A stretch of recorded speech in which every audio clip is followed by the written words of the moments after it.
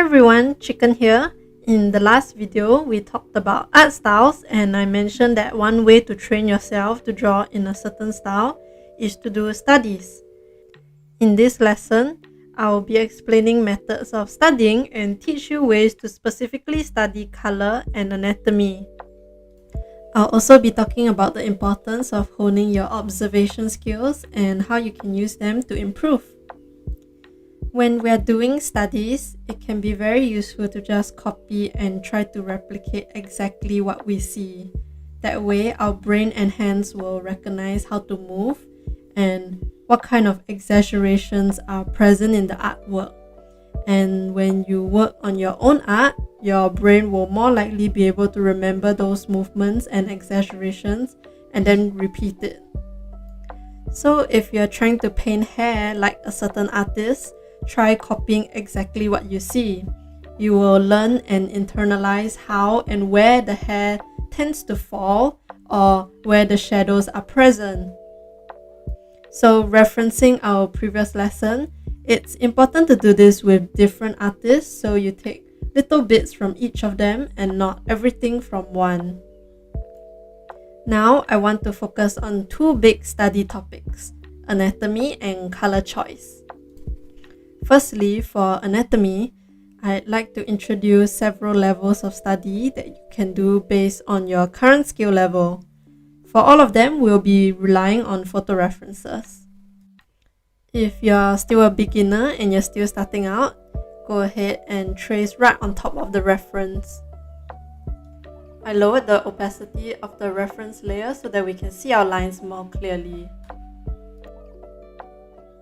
We will just be training ourselves to see what kind of shapes are present in the model.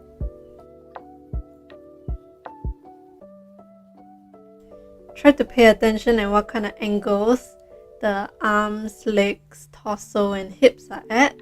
Like, are they facing backwards? Are they slightly going forwards? And etc.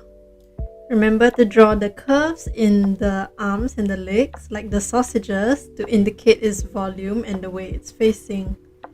If you don't know what kind of shapes to draw for now, don't worry too much because we'll cover them later on in the anatomy chapter.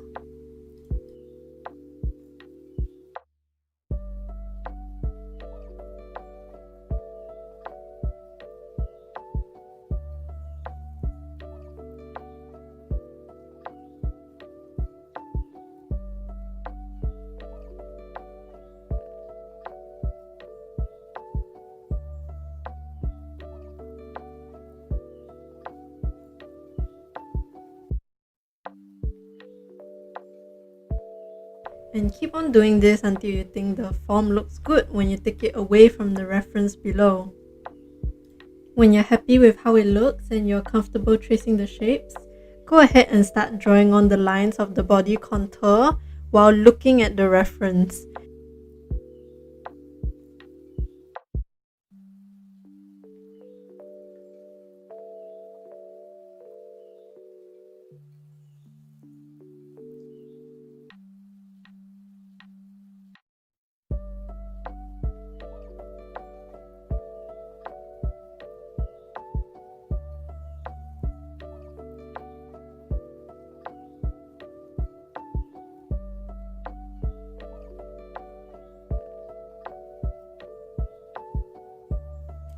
Pay attention to what kind of curves they are and ask yourself what kind of muscles are under there that causes it to curve like that.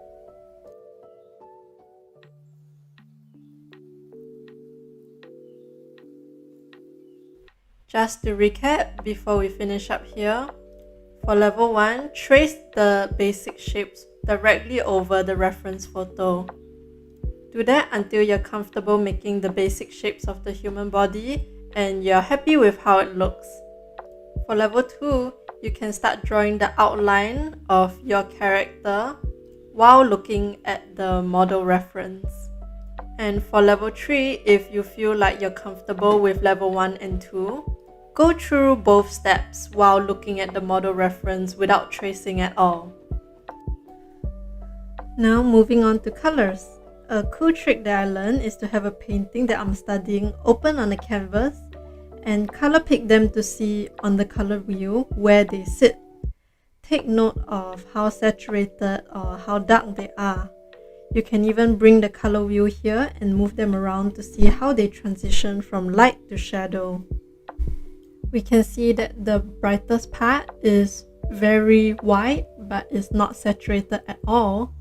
But when we move on to the transitional part, it is more saturated and less bright.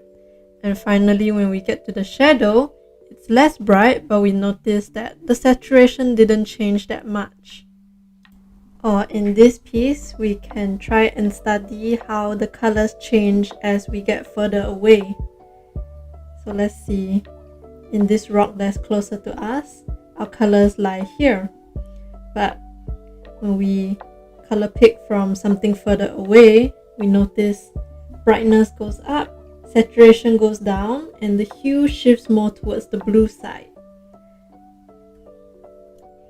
What I sometimes do is isolate the colors to have a clearer look at them and their relationship with each other without being distracted by the colors around it.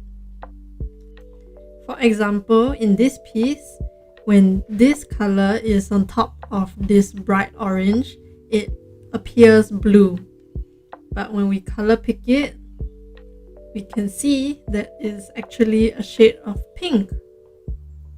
It only looks blue because it has more blue tint compared to the color we are viewing it against.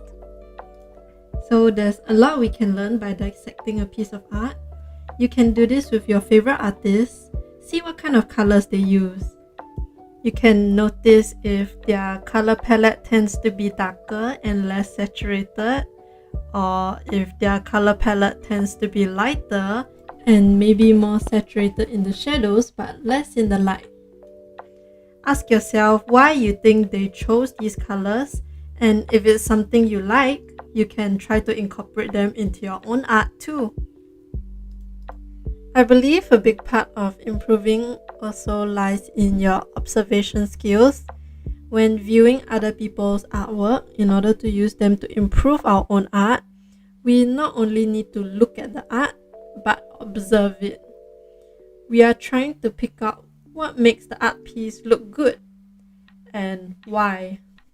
If the anatomy is good, why? Is it because the torso is being exaggerated or the arms are drawn more stretched out? Or if the colors look good, why? What type of color harmonies can you see that they've used? But before we are able to do that, a certain amount of knowledge about the subject is needed.